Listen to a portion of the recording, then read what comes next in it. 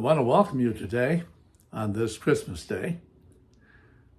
We have this YouTube program, Walking with God in the Garden.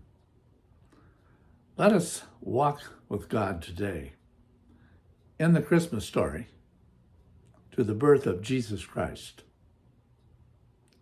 In that spirit, which is probably more secular than religious, it gives me great joy to be able to say today, Merry Christmas. And it's my hope and prayer that you will have a wonderful Christmas experience. There is a sense of irony, however, about the Christmas season. I was listening to a Christmas carol recently that said that Christmas is the happiest time of the year. Of course, most of us are familiar with Rudolph, the red-nosed reindeer, and how after Santa Claus selected him to lead the sleigh, all of the reindeers were happy. There ought to be happiness during the Christmas season. I know that one of the expressions that we all have, and we can see it as we get Christmas cards, and we've gotten many Christmas cards already this year, and all of them have basically a message of happiness in them. Merry Christmas. Have a joyous new year. All of the wonderful expressions that the Christmas season should give us. And of course, Santa Claus has his ho, ho, ho. And I'm finding also this year, interestingly, many new Christmas carols, if we can call them that. They're Christmas songs. I don't know whether there is some sense of inspiration because of COVID-19 that is motivating the creation of new Christmas songs or not. But something is in the air. Now, of course, we realize that some of this is perhaps false. There is another side to the Christmas season. I'm told by experts in the fields of psychology and anthropology and sociology that it's the most stressful time of the year. I don't know how it is with you. I know that for me, the sooner I get things done for Christmas, such as the purchasing of gifts, the putting up of lights, buying the Christmas tree, and wrapping all the gifts, that there's a sense of great relief. You probably have found that to be true as well. But if we get caught in the crunch of not having all of our gifts, or not wondering, or maybe, and many people wonder, what am I going to give? Sometimes we even are selfish enough to ask, what am I going to get? It's okay. It's the Christmas season, but it's also a season of stress, depression. I'm told that there are more suicides during this holiday season than the rest of the year. More domestic violence, where people can't seem to catch the spirit of joy, but rather animosity and anger. Well, I hope that doesn't happen to you this year. I hope that there's something beautiful about the season that you can say after it's all done. Not these words that I hear so often from so many people, boy, am I glad this season is over. No. We'd like to hear, wasn't that a wonderful, wonderful time this year? Yes, that's what we want to hear. But I share with you today the idea that Christmas, while we make it now a holiday, but even more so, a world day of celebration hasn't always been this way. It was very difficult on that first Christmas. And I want to share that story with you today because sometimes we fail to see the struggle that those early participants in the Christmas story went through. So I'd like to read today from the book of Matthew, chapter 1.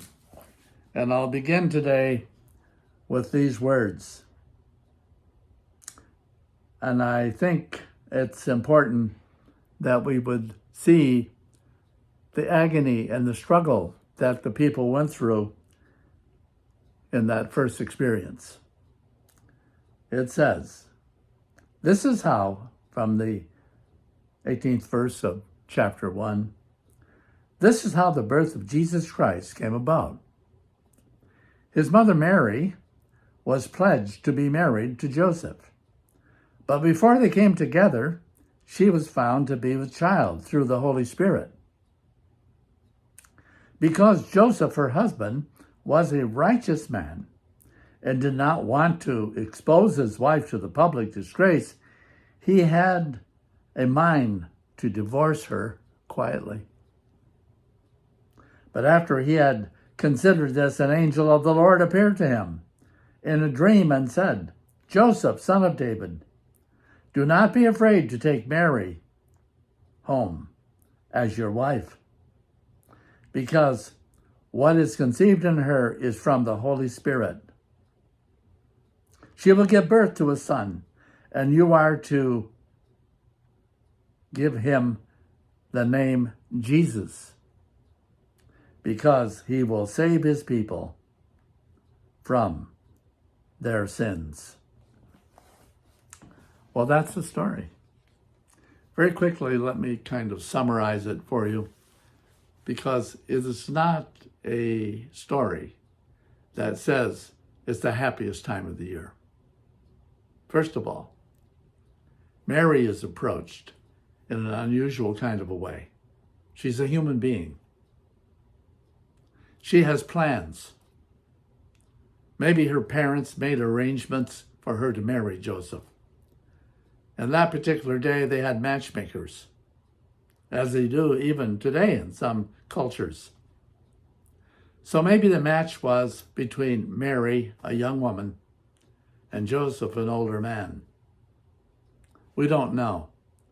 But the expectation was to get married, to go through a celebration, to have family and friends around, laughter and happiness. But there is this interruption. Mary, it's not going to be as you think it's going to be. It's going to be now that you are going to become an instrument of God, somehow in a mysterious and miraculous way. I don't know how it is with you, but as a human being, we have plans. We like to think ahead. And we don't think about these supernatural, spiritual things. We think about everyday experiences, planning a wedding. I've been a part of planning dozens and dozens of weddings as an officiant. And there's a great sense of expectation for the consummation of this ceremony. Mary now is told, it's not going to be that way, Mary. It's going to be different for you. Then, of course, there's Joseph. She has to tell him. I don't know what she might have told Joseph. Joseph doesn't have the full story. He is a man who is anticipating having a relationship for the first time with this young woman. Can you imagine the struggle in Joseph's life? It must have been awesome. Not with great excitement, but with great disappointment. What's happened to this woman that has been pledged to me? Unfaithfulness, infidelity, even before we say, I do. Joseph went through what we would call a literal hell mentally. You talk about stress?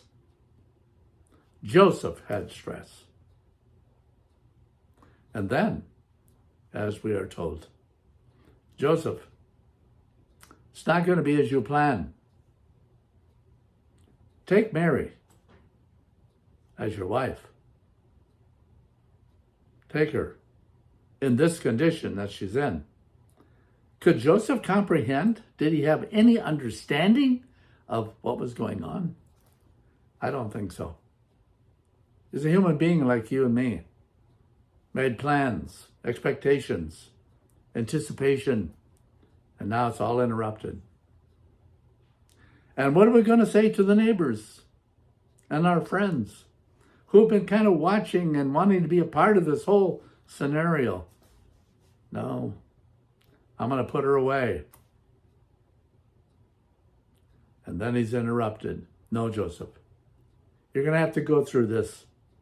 Society is going to have to make an adjustment here for you. And it's not going to be pretty. They're going to talk. There will be gossip. There will be slander. People will look at you in an unusual kind of accusative way. A man who's been jilted, whose life has been interrupted. That was the first Christmas. Joseph, take her to be your wife. Because there's something going on here that's far bigger than you can ever possibly comprehend.